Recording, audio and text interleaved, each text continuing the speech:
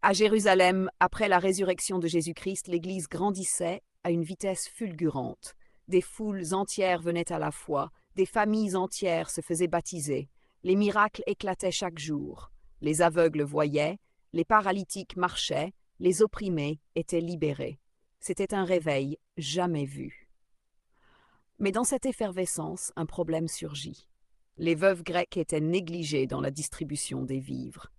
Il y avait de l'incompréhension, du murmure.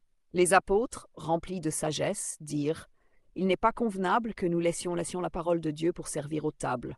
Choisissons donc 7 hommes de bonne réputation, remplis du Saint-Esprit et de sagesse. » Parmi tous les hommes, un nom ressortit immédiatement avec puissance dans les cœurs, Étienne. Qui était donc cet Étienne? Étienne n'était ni apôtre, ni ancien, ni un homme de grande réputation dans le monde. Il n'avait pas de titre officiel, ni de richesse matérielle.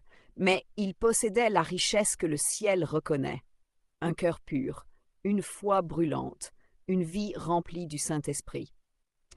Il servait dans l'ombre, aimait les pauvres, priait dans le secret, jeûnait pour les autres. Il n'attendait ni gloire, ni reconnaissance. Mais Dieu l'avait vu. Quand son nom fut prononcé, le ciel se leva.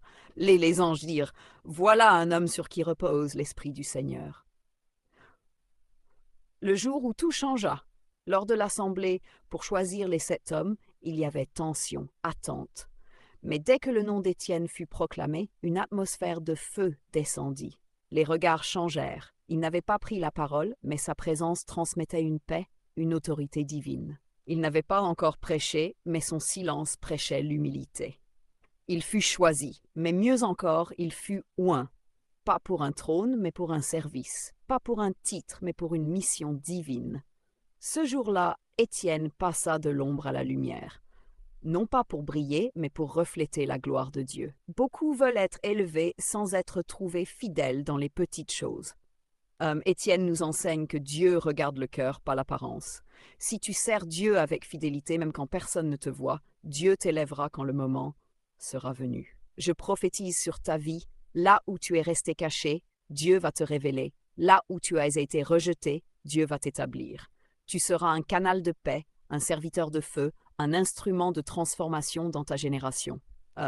Comme Étienne, ton nom sera connu dans le ciel et ta foi fera trembler les ténèbres. Dieu ne cherche pas des vedettes, il cherche des cœurs disponibles. Si cette histoire a enflammé ton esprit, abonne-toi pour suivre la suite puissante de la vie d'Étienne.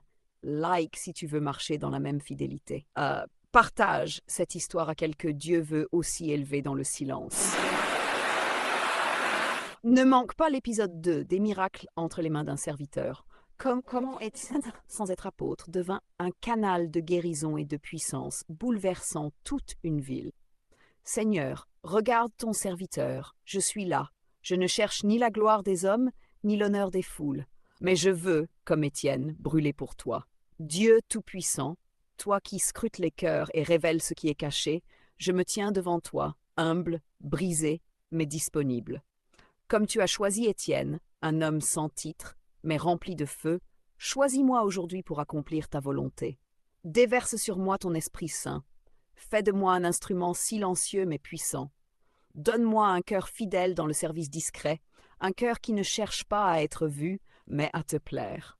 Seigneur, fais naître en moi la fidélité d'Étienne, la sagesse dans les choix simples, la paix dans les moments de tension et l'amour pur pour les autres, même les oubliés. Je prophétise sur ma vie que je ne passerai pas inaperçu aux yeux de Dieu. Là où les hommes m'ont négligé, le ciel m'a marqué. Là où je sers dans le silence, Dieu prépare mon élévation. Seigneur, marque ma vie du sceau de l'Esprit. Utilise-moi pour ta gloire, même dans les tâches les plus simples, car je crois que ce que les hommes appellent petit, tu peux l'utiliser pour bouleverser une génération. Fais de moi un Étienne dans mon époque, un cœur pur, une foi solide, un feu qui ne s'éteint jamais. Au nom de Jésus-Christ. Amen.